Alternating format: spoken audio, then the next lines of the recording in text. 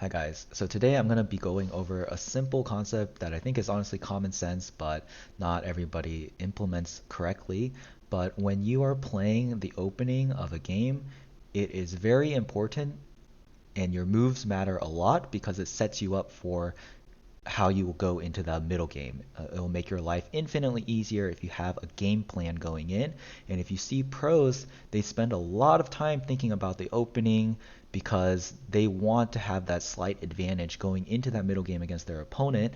Um, and they'll spend hours and hours prepping just that opening. So obviously you don't have to do that much in your games, but it's generally a good idea to play according to what works best for the stones that you already have on your board. And to give you an example of how that works, I'm going to say when black plays this move number 9, as black, what you're doing is asking white to go into the corner here, because if you wanted to just protect your corner, you could play a move like this or a move like this and make sure that you've secured this corner side of the board.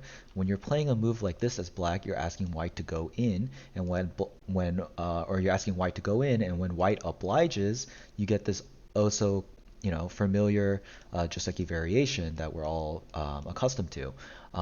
Now, as black, I would say this is fine, so long as you can do something with this influence that you've just gained, because you've given up the corner that was initially yours, right? Your black stone was there before white.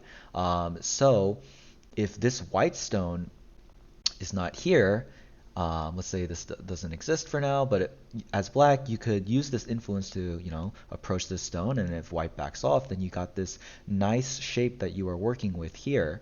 But what I oftentimes see is that, if white has a stone here, then as black, if you choose this joseki variation, the distance you're able to spread your influence to becomes very much less, because you can only approach um, like about this much, probably only this much, because if you go here, then white can easily go in this situation.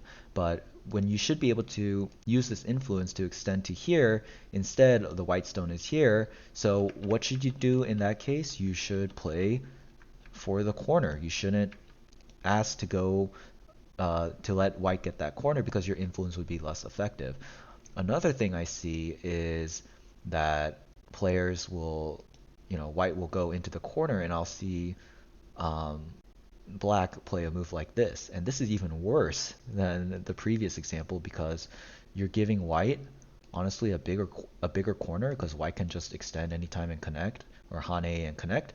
And as black, you have a lot of weak shape or weakness here, and then that can be exploited. And then also that this is not even influence, because white has a stone here. As black, you don't even have a stone here.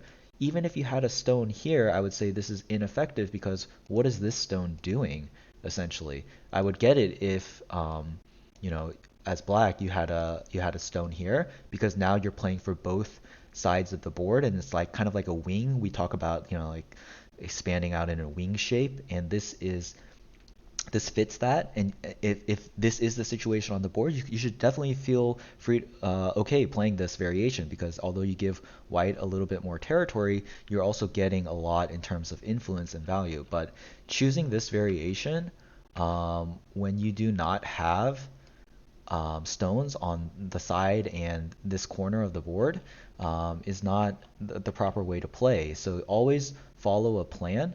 Um, and in this case, in this framework, it should honestly be just playing for the corner, because even if white later on, if white goes into the corner and kind of like starts playing like one of these variations, as black, you'll connect, and there's a whole sequence here. But later on, as black, you can go into here and break all the influence that white was creating. So you're getting things out of it. You can trade and things like that. But when you're giving white free stuff, like by playing this and then asking white to come in, you're already falling behind in the opening, and then you're already going to be at a disadvantage going into the middle game. So just a little reminder to think about where your stones are placed on the board before you choose a joseki.